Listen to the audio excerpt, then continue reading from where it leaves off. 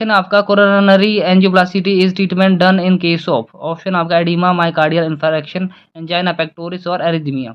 इसकी जो correct answer है वो आपका है एंजाइना पेक्टोरिस, जो आंसर की में दी गई है। What is and myocardial infection is also correct answer, क्योंकि इसमें भी कोरोनरी एंजियोप्लास्टी होती है, मतलब कि there is atherosclerosis, hardening of artery and excessive deposition of fats, जिस वजह से आपका क्या होता है, आपका कोरोनरी एंजियोप्लास्टी जो ट्रीटमेंट है किया जाता है। ऑप्शन की बात करें, coronary angioplasty is a procedure used to open, block or narrow coronary arteries which supply blood to the heart muscle। मतलब कि इसमें क्या होता है, आपका ये प्रोसीजर है use to open the blocked and narrow coronary artery.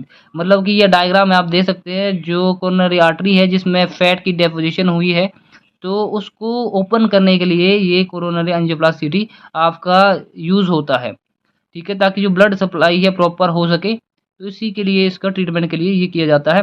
क्या बोलते हैं इसमें, angioplasty involve inserting a thin tube catheter with a balloon और its tips into a blood vessel guiding it to blockade coronary artery. मतलब कि catheter insert करेंगे एक tube की तरह, जो कि क्या करेगा, जो ब्लड सप्लाई है वो प्रॉपर करेगा और जो ब्लॉकड है उसको हटाएगा, जो भी प्लेक्स फॉर्मेशन होगी।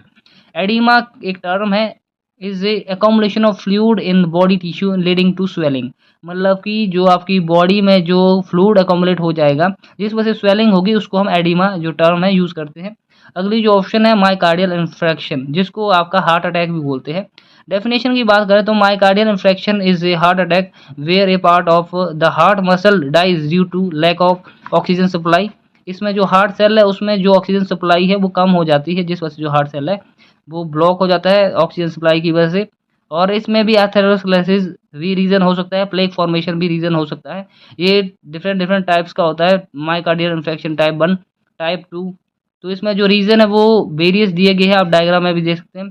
प्लेक रप्चर विद थ्रोम्बस, जो प्लेक्स है वो रप्चर हो जाता है, या टाइप 1 में जो प्लेक फॉर्मेशन ज़्यादा हो जाती है, जिससे थ्रोम्बस या क्लॉट फॉर्मेशन हो जाती है, और जो ब्लड जो सप्लाई है वो प्रॉपर हार्ट को नहीं पहुंचती है।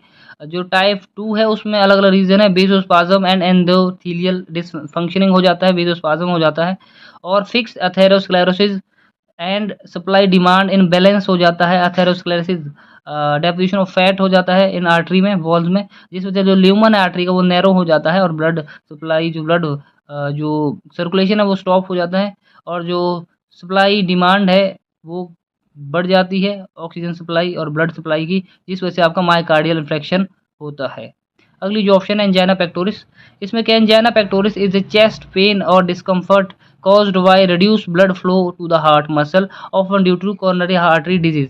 मतलब कि जो चेस्ट पेन है वो बहुत शार्प हो जाता है इन केस ऑफ एंजाइना पेक्टोरिस में, और डिस्कम्फर्ट हो जाता है, जो ब्लड फ्लो है हार्ट मसल के लिए बहुत रिड्यूस हो जाता है, जिस वजह से आपका कोरोनरी आर्टरी डिजीज भी हो सकती है। Causes usually due to the plaque formation, narrowing of arteries and reduce blood flow, इसके भी जो सेम रीजन है।